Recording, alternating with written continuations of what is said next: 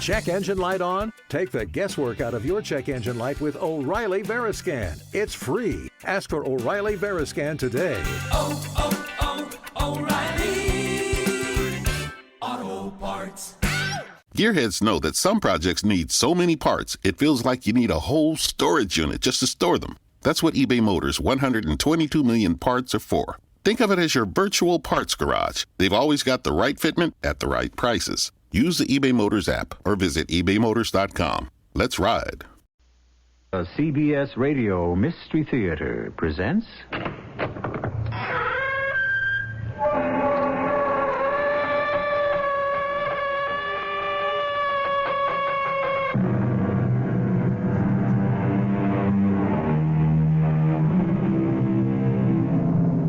Come in. Welcome. I'm E.G. Marshall. In time of war, certain human instincts come to the fore. The aggressive instinct, of course, and also the instinct for survival. That we must all die eventually is inescapable. That some of us must die prematurely is terrifying. So terrifying that in a moment of grave danger, even the most sober and rational of men can appear to regress and clutch at superstitious omens, like our most primitive ancestors. Is this folly? Or does a person in the extreme moment when death is imminent know something we don't?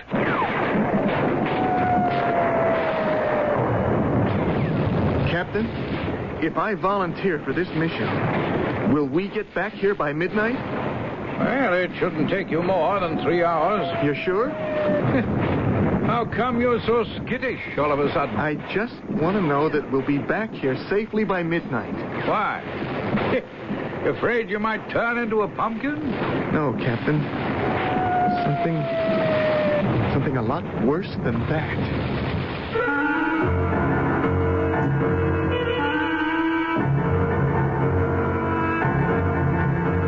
Our mystery drama, Time Out of Mind, was written especially for the Mystery Theater by Percy Granger and stars Russell Horton. It is sponsored in part by Buick Motor Division and True Value Hardware Stores. I'll be back shortly with Act One. Maybe you've got a neighbor who just bought a new Electra, and he's gotten so smug and self-satisfied lately you can't stand it. Well, look at it this way. If you had just gotten a car with all the luxury and prestige of Electra and a trim European-like design that makes it easier than you might imagine to park and maneuver in city traffic, wouldn't you be a little insufferable for a while? We thought so. The new Electra at your Buick dealers now. A little science, a little magic, a little science.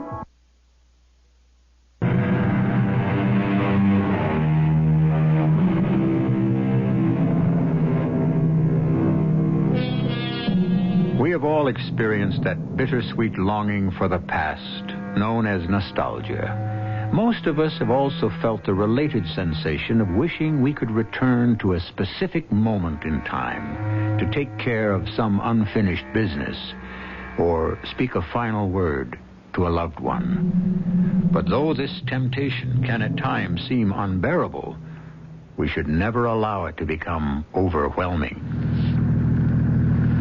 Dad? Dad? Huh? What, Scott? Are you okay? Oh, sure. Would you like me to drive for a while? Oh, no, I'm fine. Why should you? Well, you looked like you were drifting off. No, I was just thinking about something, that's all. I'm perfectly wide awake. Okay, I was just offering. What time is it? Nearly midnight.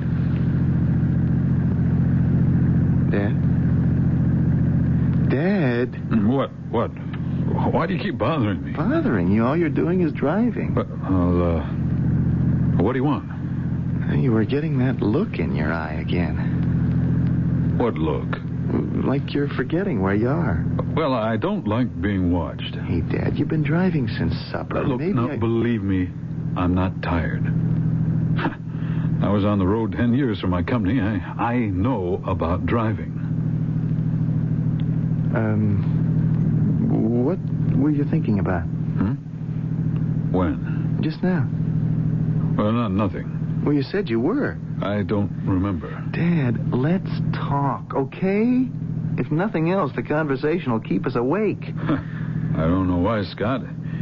It's usually put us to sleep before. I don't get it. You insisted on driving me all the way back to school. When I asked you why, you said it would be a good chance for us to get to know each other better. Yeah, I know, Scott, but, well, it's late at night now. There's plenty of time to talk tomorrow.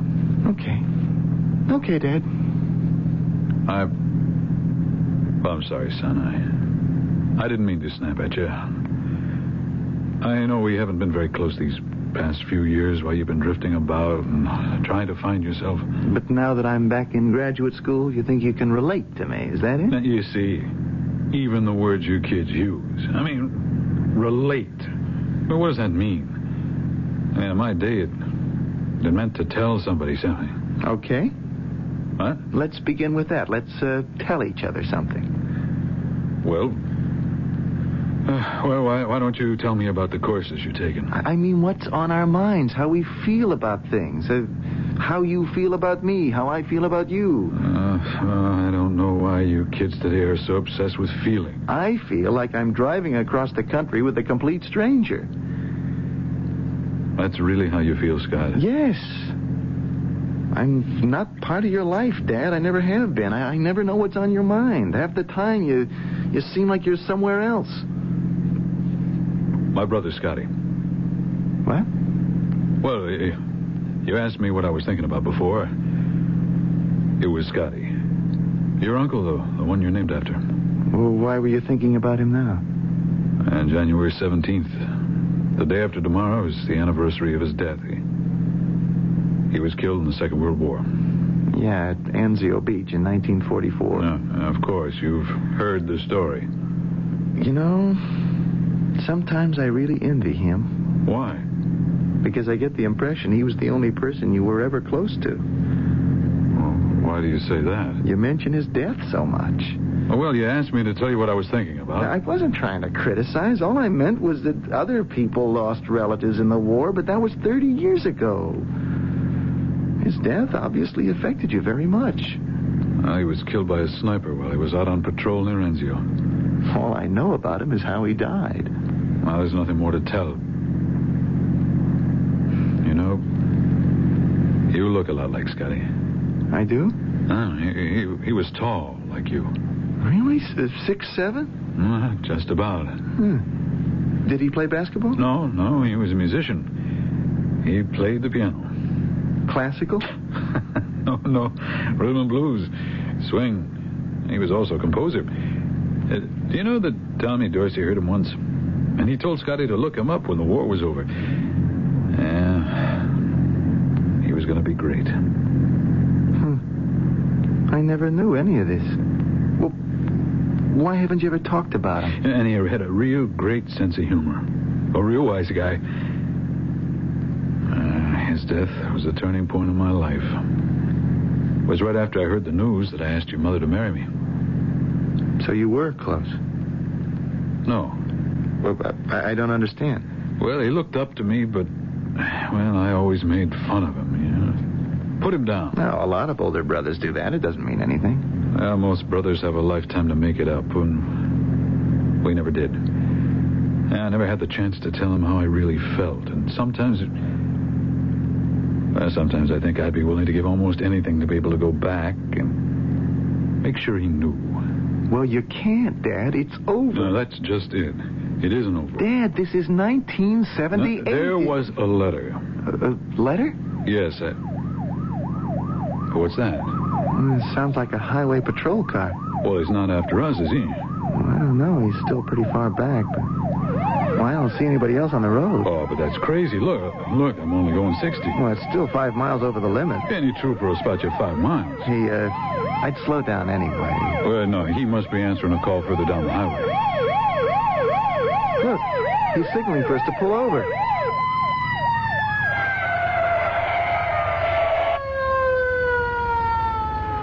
Hand me my wallet, will you? It's in the glove compartment. Good evening. Hello, officer. Can I See your license? Yeah, sure, just a sec. Theodore Pittman, that you? Yep. Who's that in there with you? It's my son. You live in Pennsylvania? Yes, sir. Harrisburg. My son's studying physics in California, and I'm driving him back to school from winter vacation. You drive all the way from Harrisburg today? Oh, no, from Columbus, officer. Can you tell me what the matter is? I was only going a few miles over 60. Oh, speeding's not the problem. This interstate can be more treacherous than it looks, Mr. Pittman. It's flat as a board and straight as an arrow for over 100 miles through this part of Kansas. A lot of drivers become lulled or hypnotized. Some even fall asleep at the wheel. Well, I'm wide awake. Oh, I've been following you for quite a while. You aware that a few miles back you were weaving? Well, no. That's a pretty good sign. A driver's either tiring or his mind's wandering. Well, I'm okay now. Does your son drive? Well, yes, officer, but I'm telling you there's nothing wrong with me. You planning to drive all night? Yes, we're behind schedule. We had some car trouble in Ohio that set us back a day. Well, my son's got to be back in San Francisco in time to register tomorrow, the 17th. That's a long way to go in 2 days. Well, we'll make it. I suggest you stop for some coffee at the next service plaza. There's one about 12 miles up ahead that's got an all-night restaurant. All right, officer, fair enough. We'll do that. It's for your own protection, Mr. Pittman. I understand. I also suggest you change drivers there. Yes, sir. Here's your license. Thank you. Oh, that was a close call. Dad, he was only trying to be helpful. Weaving? I don't remember weaving.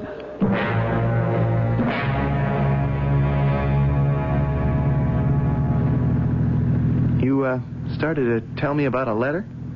Well, the last time I ever saw my brother Scotty, we had an argument. Over what? Well, I don't remember. It doesn't matter. The point is, that was it. 3 weeks later, he was shipped overseas, and I never saw him again. A couple of months after that, I began to feel apprehensive.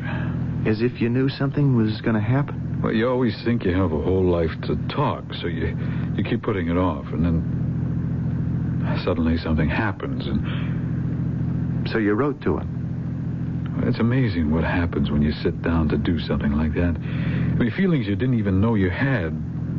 Well, everything comes out. Did you mail it? 3 weeks before he was killed.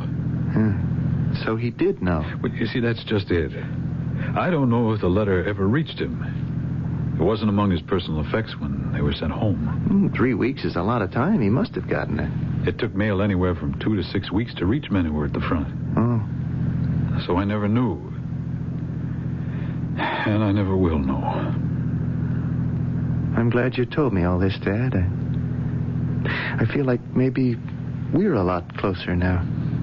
Maybe we'll be... Scotty's death wasn't necessary. What? He never should have been with the infantry in the first place. I mean, he was a big boy. An inch over the height limit. They were supposed to transfer me. It should have come through. But it didn't. It's over. Hey, let go of it, Dad. It's been over for 30 years. No, it isn't over. As long as I don't know whether or not he got my letter, it isn't over. Well, if that's the way you feel, it can't ever be over then, can it? No. Dad, are you watching what... Dad, look out! You're going off the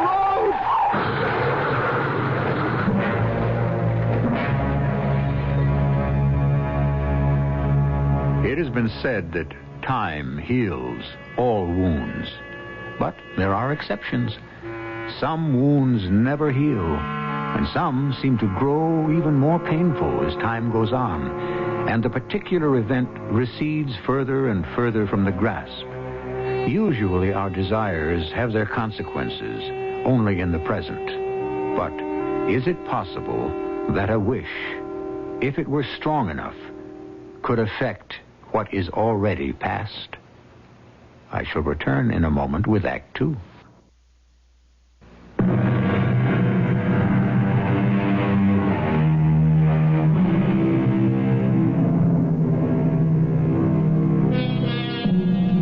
A father and son driving across the Kansas prairie late at night. The father reliving an episode from his past he's not been able to forget for 30 years. Then suddenly, and without warning, a mishap. Theo Pittman loses control, and the car careens and crashes. It is said there are no accidents, that everything which happens is ordained. But if this was not an accident, what else could it have been?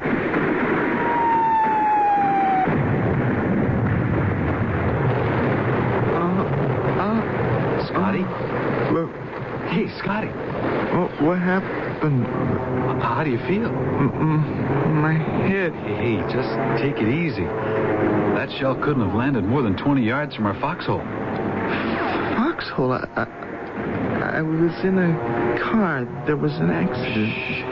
Hey, just lie back, pal. Who are you? It's Leslie. Leslie? Les White. What's that outfit you're wearing? You a soldier? Hey, that's what they say about you, too. What? Hey, what are you doing? Just putting some water on your face. Where am I? Field hospital. Where? Near Anzio. Anzio? You mean Italy? Yeah, we're about 4 miles inland from the beach. You don't remember what happened at all? No, I don't. Well, I'm not surprised. The medics said you might suffer loss of memory for a while. How did I get here? Oh, a shell hit near our foxhole. I was lighting a cigarette, and I had my head down. You were up top with the binoculars, and the explosion knocked you cold. Foxhole, Anzio. What year is this? 1944. 19... I must be dreaming. Hey, tell me, how do you feel? A terrible headache. Well, you ain't dreaming, Scotty. But it's incredible. How did I get here? I carried you. No, I mean... What did you call me? When? Just now, my name. What did you say? Scotty. Pittman? Yeah. Hey, your memory's coming back. I'm Scotty Pittman? Boy, I don't understand how you weren't killed. What do you mean? Well, there's not even a mark on you. Boy, you must have a charmed life. I want to try standing up. Hey, wait a few minutes. I want to get up. Okay, but let me give you a hand. Hey, take it slow. There. How's that? Dizzy, yes. No, don't hold me. You sure? Let go. I don't believe this. Captain Croft. Captain, Scotty's come too. Well, how do you feel, boy? Okay, I guess. You don't look any the worse for wear. You able to walk? Yeah. How's your vision? Is it blurred at all? No. Les, what's the medic say? Well, he doesn't know how Scotty survived, but he can't find anything wrong with him except for a mild concussion. Okay, check out with him and get back to your position. All right. That guy doesn't like me, does he? Well, I'm not surprised. You've been trying to get out of this outfit ever since they stuck you here. Because of my size? Yep. Hey, how you feeling now? I really don't know yet. How's your memory? You know what's happening? Yeah. We're at Anzio.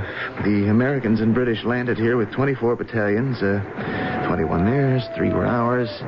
The objective is to draw the Germans away from Casino and make it possible for the Allies to break through to Rome. Hey, great, you remember.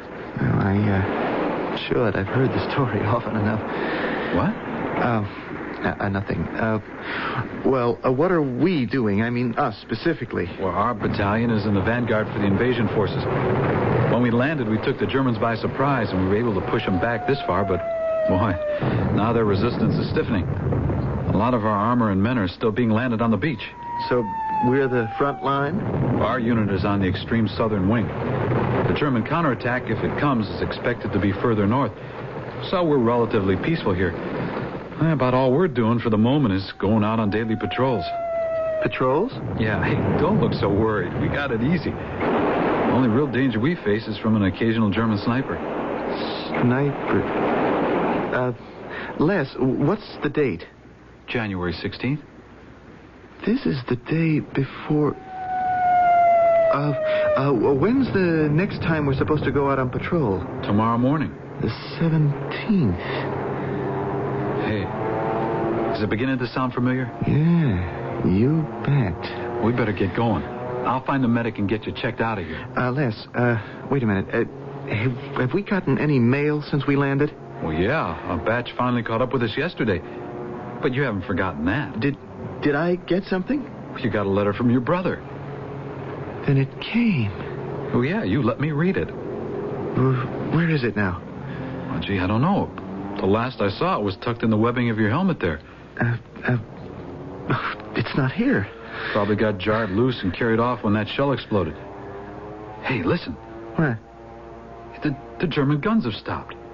What did the letter say? What? Well, you said I let you read it. You remember what it said? Don't you? No. You must have read it over 20 times. I don't remember. It was a sweet letter. You and he were really close, huh? No. No, we, hadn't been. Well, he must have been making a real effort then to say what he did. Hey, what are you doing? I have got to try to find that letter. Yeah, but that's my kit. Oh, sorry. Anyway, I told you, it's gone. Oh, the captain's coming this way.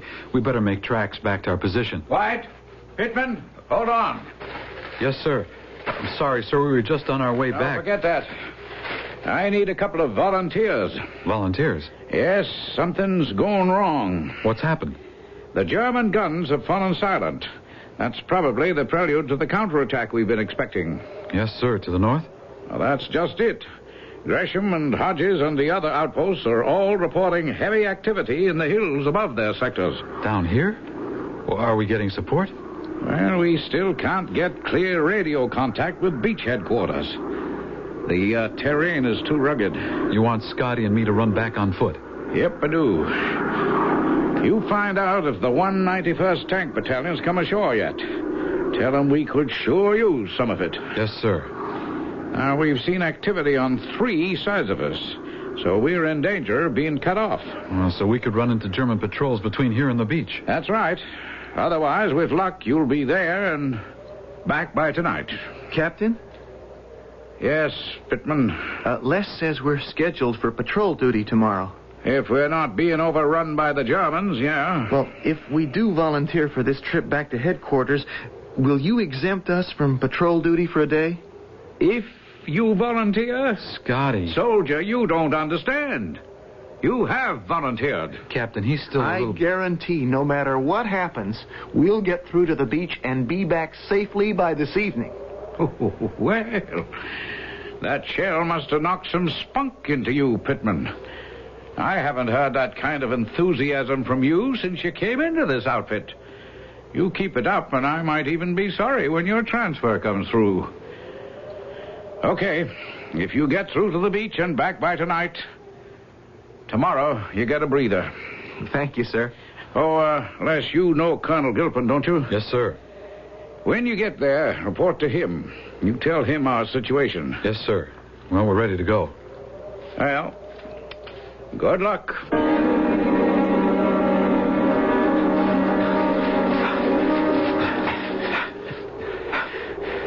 What's the matter, Les?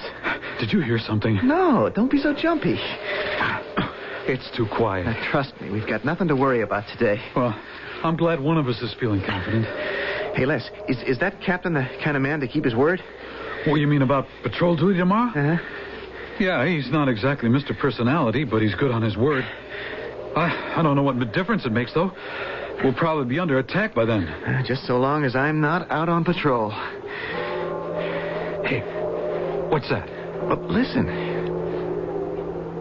3 o'clock. Hey, we'll make it back in time for supper. Boy, that's beautiful, isn't it? What? It's somewhere in the middle of this war, nested among these hills, there's a little village. And the Germans are on one side of them, and the Allies on the other. Any minute, they're going to go at each other. And still, somebody takes the time to toll the hour. Yeah. You know, for a minute, I could have figured I was back in Vermont. Oh, it's going to be real nice, isn't it? When all this is over and we have peace once and for all. Yeah.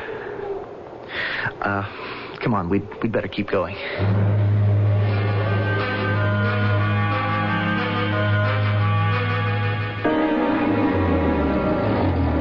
Colonel Gilpin?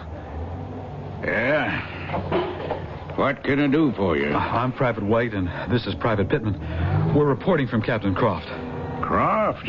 Oh, you're down near Natuna, aren't you, on our southern flank? Yes, sir. We were beginning to wonder what had happened to you. We haven't had any radio contact from you in 2 days. I know, sir. That's why we're here in person. We've come to report heavy movement in the hills above our position. Yeah, the enemy counterattack is expected to hit further north. I know, sir, but we're here to request immediate relief. We're in danger of being surrounded and cut off. Yeah, we're just bringing the last of the 191st Tank Corps ashore now. We should be able to have you fully supported by morning. Thank you, sir. Tell me, did you see any enemy activity between your outpost and here? Nothing, sir. Well, that's good.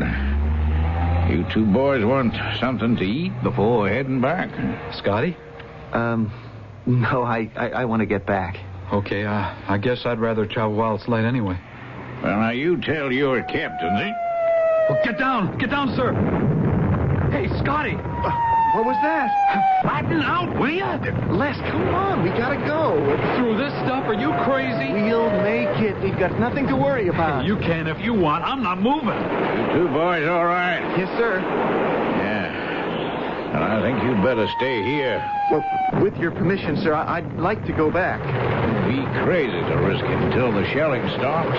Well, how long will that be? Well, that depends on how much the Germans got. Hey, Scotty, we'll get back in the morning. No, I have got to get back before midnight. I'm sorry, son, but you're going to have to stay here until this bombardment stops.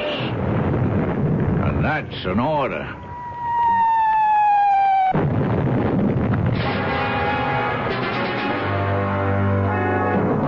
We are taught that recklessness or caution can mean the difference between life and death. But this is all relative. For what would strike Les or the Colonel as reckless to Scott Pittman is nothing more than caution, and something that is absolutely necessary if he is not to die. Yet, are his chances for survival really that great? After all, he's fighting for his life against an unusual opponent. History. I shall return in a moment with our final act. Why are so many people buying Buick's New Century? Well, it depends on who you ask. Mrs. Marcia Resnick? It holds the road, and it drives really smooth. It's nice. And Mrs. Phil Jackson? I like it because it's roomy. And Mr. Jackson, he can't even begin to tell you all the reasons why he likes their new Buick Century. I really wouldn't know where to start. But then that says a lot about Buick's New Century and why it's drawing a crowd at your Buick dealers.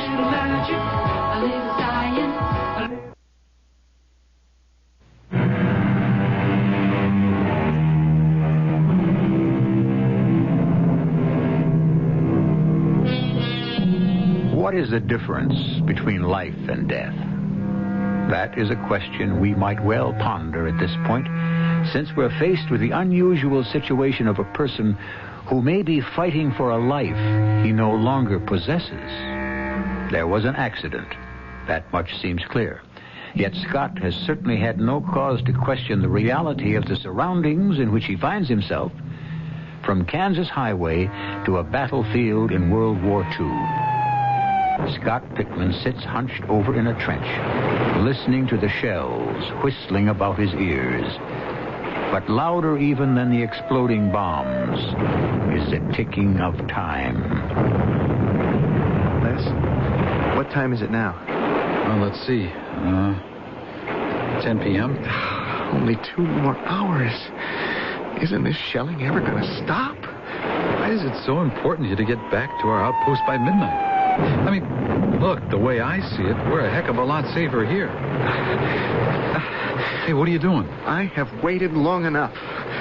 Wait a minute. Are you crazy? Let me go. You wouldn't get 100 yards out there in the open. I have got nothing to worry about till after midnight. You think so? Yes. Okay. You think you lead a charmed life just because you survived that one shell? Well, go on. Go on, take off. Yes. I'm dead. What? I am as good as dead. Hey, look, cut it out. Don't talk like that. You've been in combat long enough to know you never talk about it. It's bad luck. This afternoon, you weren't afraid of a thing. What's happened to you? I don't know. I don't know. Well, everything's been happening so fast. I haven't had time to stop and think. Of course, this can't be real. It isn't possible. Well, if this isn't real, why didn't you leave this foxhole when I let go of you just now? I don't know. Look at the dirt on your face. It's 30 degrees out. Look at the frost on your breath. You think these things aren't real? Les, are we friends? What? I mean, can I talk to you? Of course. I mean, what kind of a question is that? I've got to try and explain what's happening because I don't understand it. Hey, Scotty, you're trembling. What is it? You're acting like this was your first time under fire. It is. What do you mean? Les, I was driving across country with my father on my way back to graduate school. There was an accident, I think. Well, anyway, I woke up here. That's what's got you unnerved? Well, isn't that enough? We all have dreams about being back home. No, this wasn't a dream. I was on my way back to graduate school in San Francisco. We were driving on an interstate.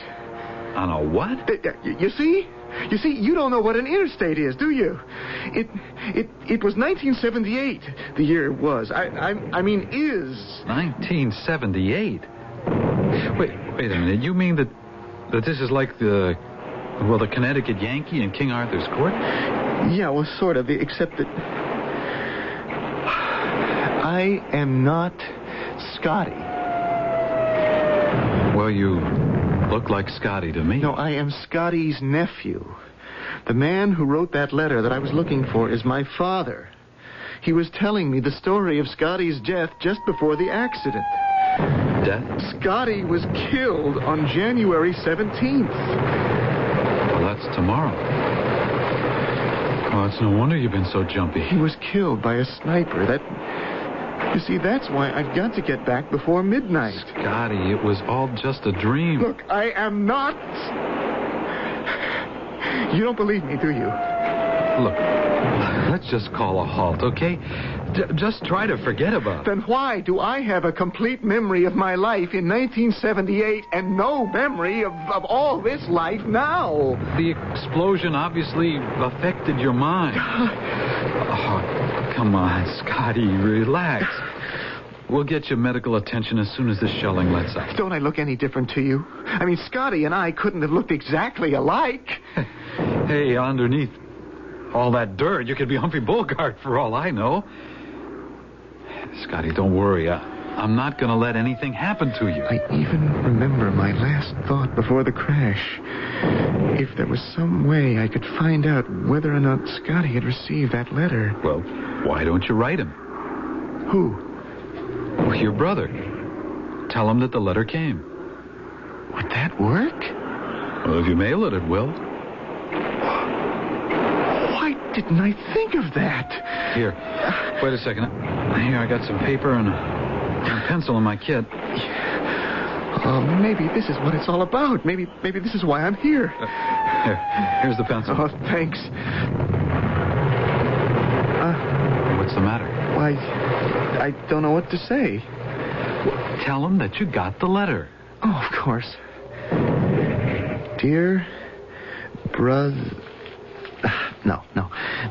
Dear Theodore, your letter arrived safely.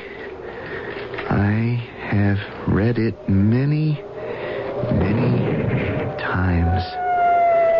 It meant more to me than you can possibly imagine. I love you, Scott. No, I mean, Scotty. Here's an envelope. Thanks, Les. You have no idea what this is going to mean to him. For 30 years, he's...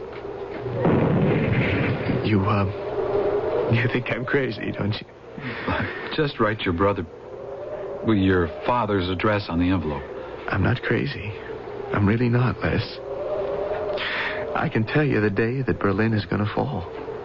I can tell you what happens to Hitler. Did you know that Eisenhower was going to be president? Look, write the address. We'll see it gets mailed. What's the matter? Why are you hesitating? I don't know it. You don't know your own brother's address? He's not my... Think, Scotty, think. He worked in Harrisburg during the war at the Alliance plant. Okay. Then just send it care of the plant. They'll see it gets to him.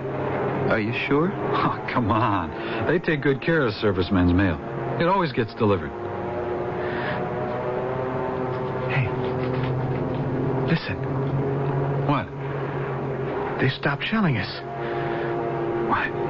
It must be a lull. We can go now. Why go back at all? We have to. But if it's tomorrow you're worried about, why don't we just stay here? You think I'm stark raving mad, don't you? And soon as you have the chance, you're going to get a couple of medics over here with a straitjacket. Scotty. And this letter won't ever be mailed, will it? I'll mail it, I promise you. Thanks anyway, Les, but I am going back. But why, Scotty? I don't know. Maybe because this is what really happened. Where you go... What are you doing? Well, no matter what, we're buddies, Scotty. And if I can't stop you, at least I'm not letting you go out there alone.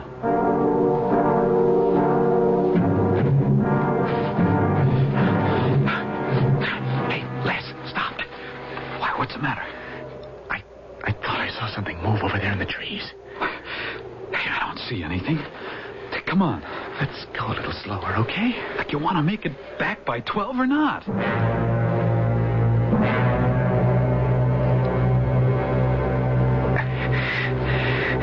Look, Les, there's our battalion. Oh, just down this hill and over that stream. Yeah. What time is it? See, it's only 11:15. Hey, we made it. Oh, come on, let's go. Hey, wait, Les, that can't be right. It's got to be later than that. What? Oh, hey, you're right. My watch has stopped. It doesn't matter. We still got time. What's that? Nothing. Come on. No, listen. It's that church bell. The one we heard this afternoon.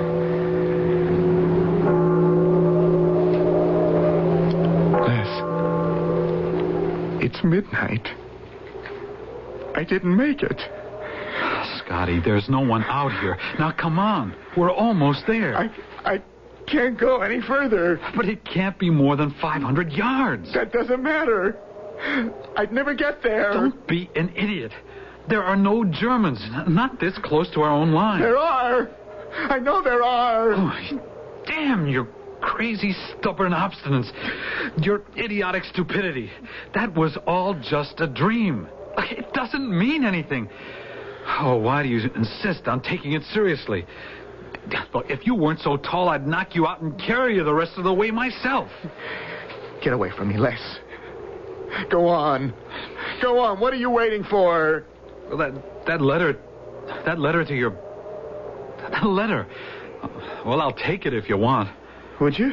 Sure. Well, come on. Give it here. I can't.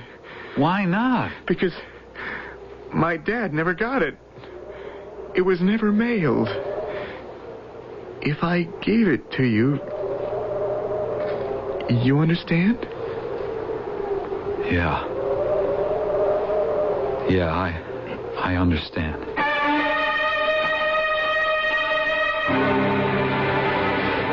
Captain Croft.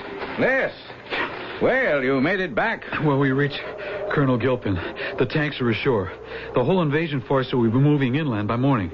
Where's Pittman? Well, he's still out there. Where? On the other side of the stream, about 500 yards. Why? He refused to come any further.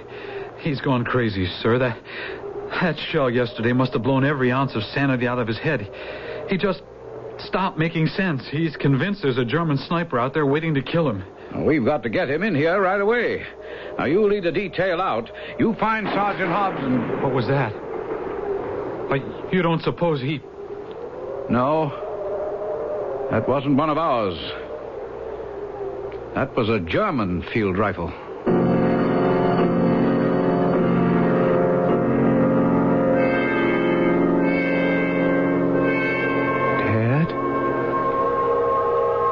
Dad, are you all right? Hey, Dad, can you hear me? What's happened? Everything's so quiet.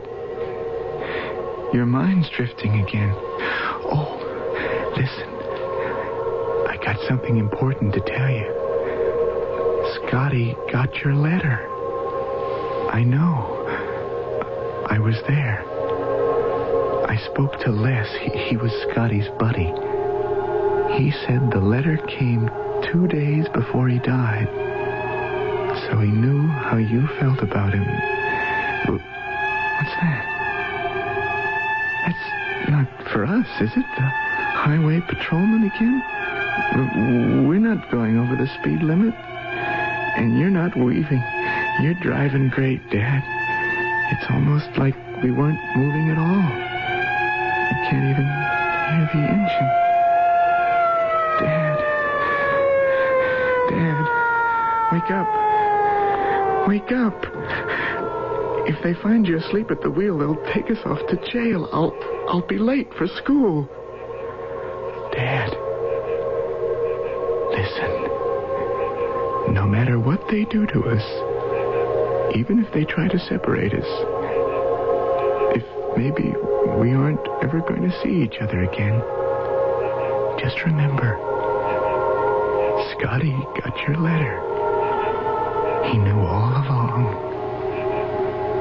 You don't have to feel badly anymore. I found that out for you. I found out. Holy jumpo. It's a mess, isn't it? The car's completely totaled. We got here as quickly as we could. Yeah, wasn't any need to rush. They're both dead. Were they killed instantly? Looks that way. We'll take the bodies into St. Anne and notify the next of kin. It's a real shame. I'd stopped these folk about 12 miles back. They were going to pull off the road for coffee at the restaurant just over the rise there, not half a mile from here.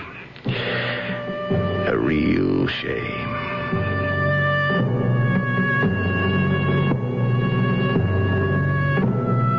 It is said that which is truly important is ultimately communicated, if not by tongue or pen, then through some other medium. Were Scott and his father killed instantly? Who knows? A lot is said to happen in that final second before death. Perhaps it is best to take our story as a fantasy of wish fulfillment and not question its logic too closely. But there is a more sober note to be sounded as well, which I shall do as soon as I return. This spring, True Value Hardware stores can help you get off on the right foot when you have a lot of work to do in your yard. Hi, Pat Summerall to tell you they offer lawn and garden equipment to help eliminate a lot of the hard work and give you more time for recreation. Like the Diston cordless grass shears. They can cut around a football field on one charge, and they take charge handling the trimming around trees, bushes, and fences in your yard. The Diston cordless grass shears are just $11.44. power pack sold separately at True Value hardware stores. You can quickly and easily eliminate pests in your garden and around your home with the True Value 2-gallon garden sprayer. The special roto spray nozzle adjusts from a light mist to a 15-foot spray, so you can quickly spray insect and weed killer in a large area, or adjust the spray to reach smaller spots. And right now, the True Value 2-gallon sprayer is anniversary priced at just $14.99 at participating True Value hardware stores. And remember that True Value is much more than just a name. It's always been our way of doing business. And tell them Pat Summerall sent you.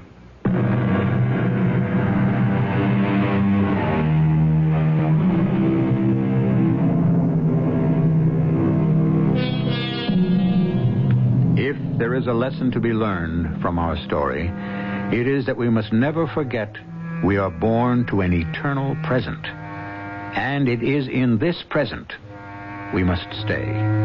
Theodore Pittman would have done better to look to the relationship with his son than continuing to regret his lost chance with his brother. Our cast included Russell Horton, Lloyd Batista, and Ian Martin. The entire production was under the direction of Hyman Brown. And now, a preview of our next tale.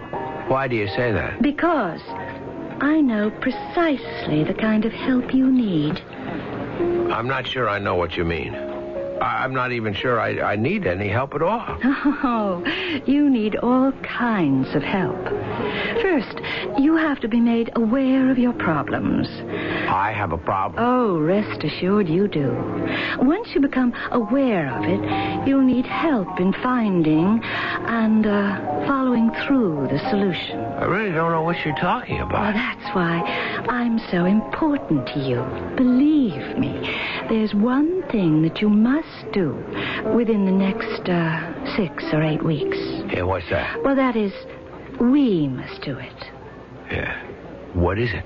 We must murder your aunt. Radio Mystery Theater was sponsored in part by True Value Hardware Stores and Buick Motor Division. This is E.G. Marshall inviting you to return to our Mystery Theater for another adventure in the macabre. Until next time, pleasant dreams.